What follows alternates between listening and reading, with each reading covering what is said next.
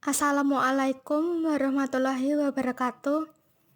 Kami dari kelompok 10 akan mempresentasikan kaidah usuliyah 4, metode jam'u, naskuh, dan tarjih.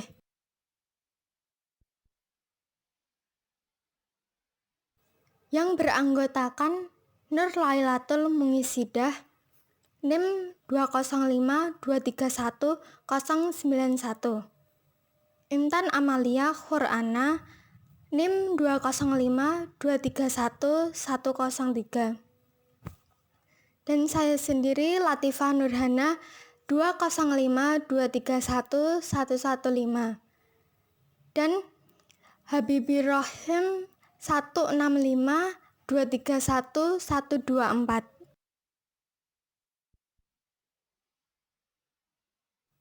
Benarkah ada dalil yang bertentangan? Imam Syaukani dalam kitabnya Irsyadul Fuhul menegaskan bahwa tidak pernah ada konflik dalam Quran maupun hadis. Yang ada hanya pemahaman para mujtahid yang berbeda dalam mengambil kesimpulan hukum. Imam Zarkashi juga menambahkan dalam Al-Bahrul Muhit bahwa kontradiksi dalam Quran dan Sunnah hanya terjadi pada jenis dalil yang zani, atau karena salah satunya menjadi mubayyin atau penjelas dari yang lainnya, atau salah satunya menjadi nasik atau penghapus pada yang lainnya.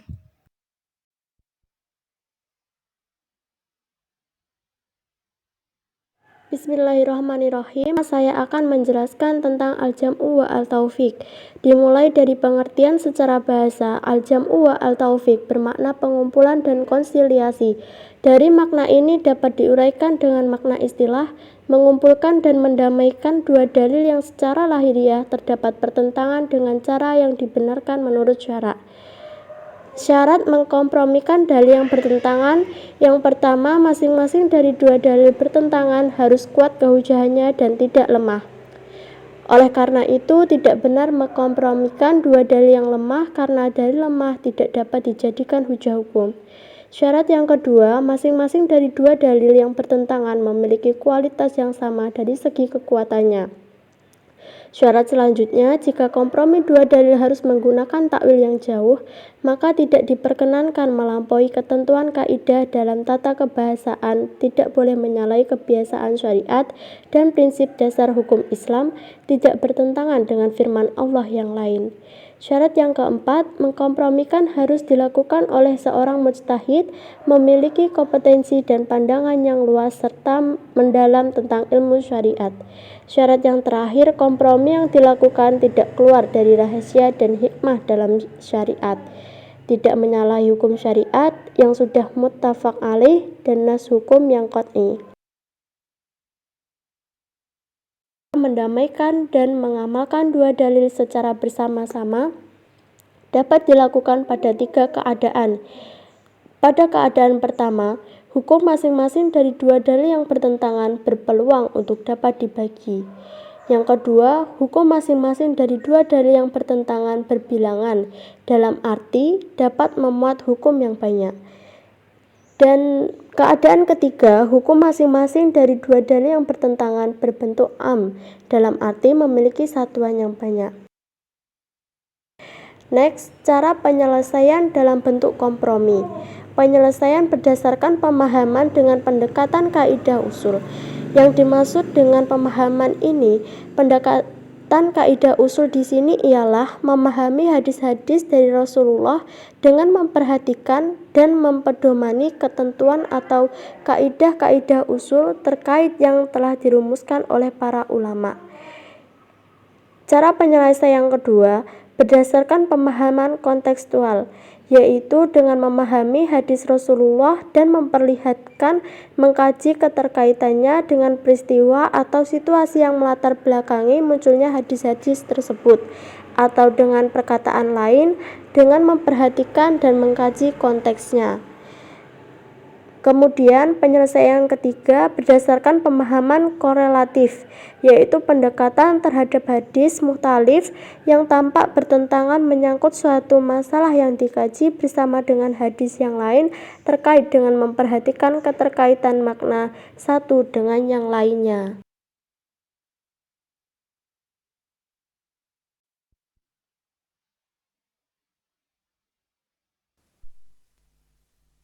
Nasak menurut istilah adalah membatalkan suatu hukum dengan dalil yang datang kemudian.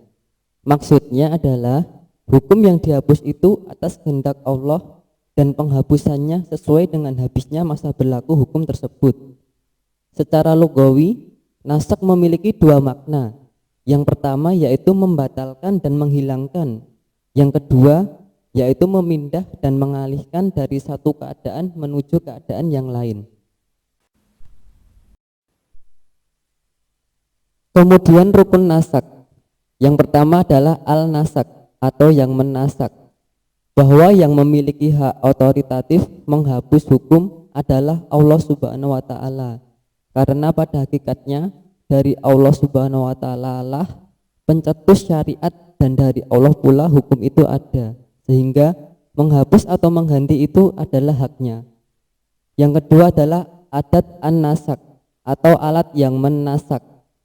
Perkataan yang menunjukkan ungkapan menghapus hukum yang tetap. Yang ketiga adalah al-mansuk atau yang dihapus. Hukum yang dihapus atau sudah berakhir untuk diamalkan. Dan hukumnya sudah dibatalkan serta tidak boleh lagi diamalkan. Dan yang terakhir yang keempat adalah al-mansuk anhu atau orang yang dinasak. Orang mukallaf yang dibebani hukum syariat pada masa lampau.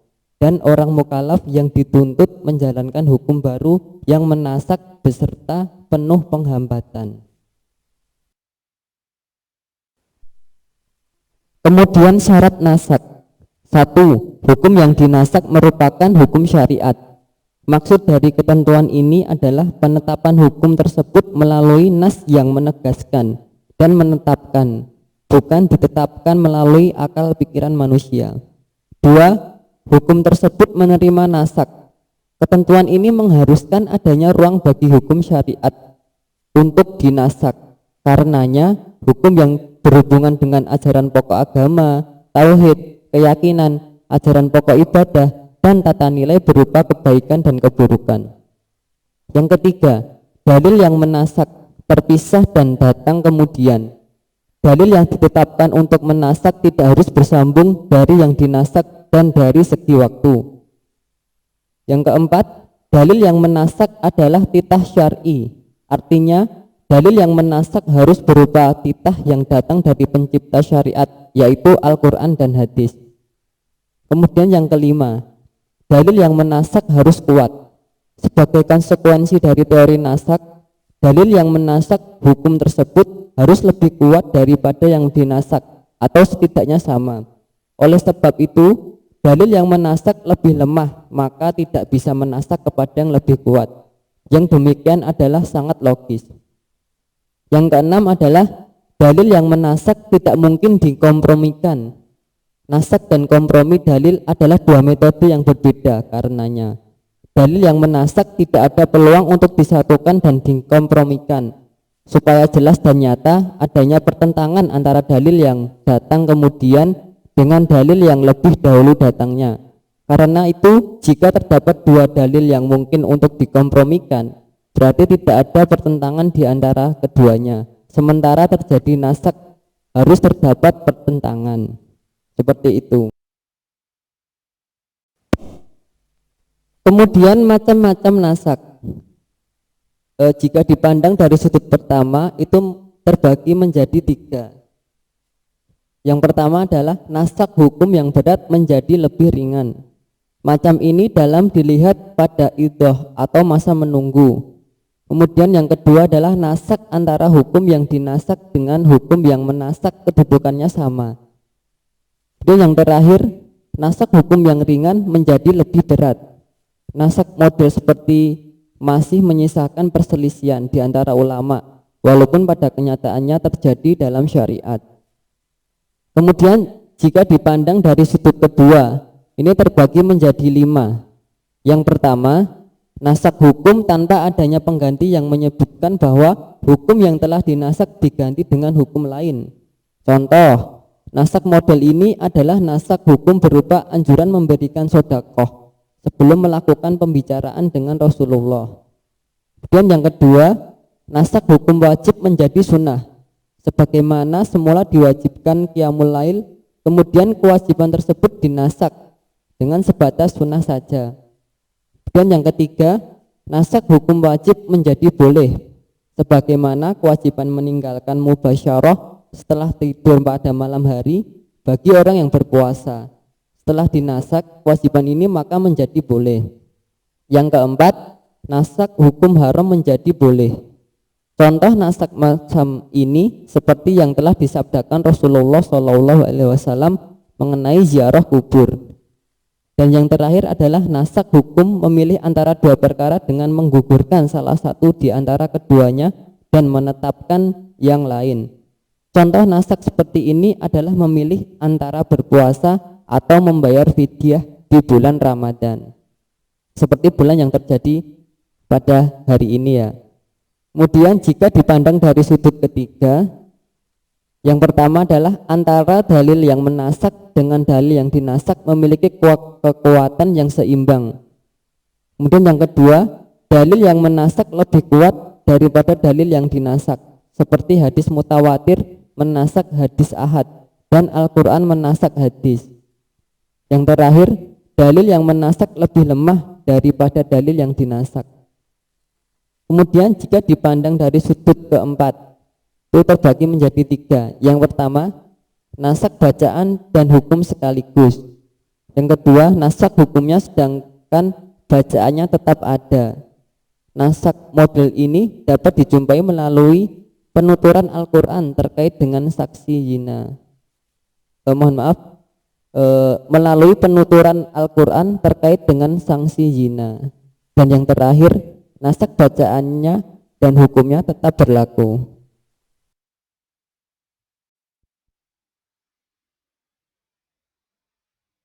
Tarjih. Tarjih secara bahasa yaitu condong, mengalahkan, mengutamakan, dan menguatkan. Tarjih secara istilah yaitu menguatkan salah satu dalil atas dalil lainnya. Dalam ilmu usul fikih, tarjih berarti melakukan penilaian terhadap dalil-dalil syar'i yang secara zahir tampak saling bertentangan atau evaluasi terhadap pendapat-pendapat kaul fikih untuk menentukan mana yang lebih kuat. Ar-Razi mendefinisikan tarjih dalam usul fikih sebagai menguatkan salah satu dalil atas yang lain sehingga diketahui mana yang kuat lalu diamalkan yang lebih kuat itu dan ditinggalkan yang tidak kuat. Syarat tarjih. Derajat kesebutan dalil sama, seperti dari sisi khatiannya dan kezainannya, seperti 2 ayat, hadis mutawatir dan ayat. Yang kedua, dalil kekuatannya sama, seperti keduanya mutawatir atau keduanya hadis yang terdiri dari hadis ahad. Yang ketiga, cocok atau sesuai dalam hukumnya, sama dalam waktunya, satu dalam tempatnya. Yang keempat, tidak memungkinkan kedua dalil dikompromikan. Yang kelima, tidak dinaskah. Ada beberapa metode tarjih. Yang pertama, tarjih bain al-nusus, yaitu mengunggulkan salah satu nas, baik Al-Quran atau hadis yang bertentangan. Tarjih bain al-nusus terdiri atas beberapa cara. Yang pertama, dari segi sanad. Pentarjihan melalui sanad dapat dilakukan dengan memperhatikan bagaimana cara periwayatan, apa yang diriwayatkan, dan dari siapa hadis diriwayatkan. Yang kedua, dari segi matan. Pentarjihan dengan memperhatikan matan di sini adalah teks yang tertuang dalam kitab, sunnah, dan ijma yang meliputi perintah, larangan, khas, dan lain sebagainya. Ketiga, dari segi hukum atau kandungan nas. Pentarjihan dari sisi hukum maksudnya mengutamakan dan mengunggulkan hukum atau kandungan nas meliputi ibahah, wujud, tahrim, dan karahah. Yang keempat, melalui faktor di luar nas, yaitu mendahulukan salah satu dalil yang mendapatkan dukungan dari dalil lain, baik itu Al-Quran, sunnah, ijma, qiyas, maupun logika. Yang kedua, tarjih bain al-aqyisah, yaitu mengunggulkan salah satu qiyas yang bertentangan. Tarjih bain al-aqyas memiliki beberapa cara. Yang pertama, dari segi hukum asal, yaitu dengan menguatkan qiyas yang hukum asalnya qat'i dari qiyas yang hukum asalnya bersifat zani, karena yang qat'i lebih kuat daripada yang zani. Lalu yang selanjutnya menguatkan landasan dalilnya adalah ijma dari qiyas yang landasan dalilnya nas, karena nas bisa ditaksis, ditakwil, dan dinas, sedangkan ijma tidak bisa dikhususkan, ditakwilkan, dan dibatasi. Yang kedua, dari segi hukum furu atau cabang, yaitu dengan menguatkan hukum furu yang kemudian dari asalnya qiyas yang hukum furunya lebih dahulu dari hukum asalnya. Kemudian juga dikuatkan hukum furu yang ilatnya diketahui secara qat'i dari hukum furu yang ilatnya bersifat zoni. Yang ketiga, dari segi ilat, yaitu salah satunya dengan menguatkan ilat yang disebutkan dalam nas atau ilat yang disepakati dari ilat yang tidak disebutkan dalam nas atau tidak disepakati keberadaannya sebagai ilat, dan lain-lain.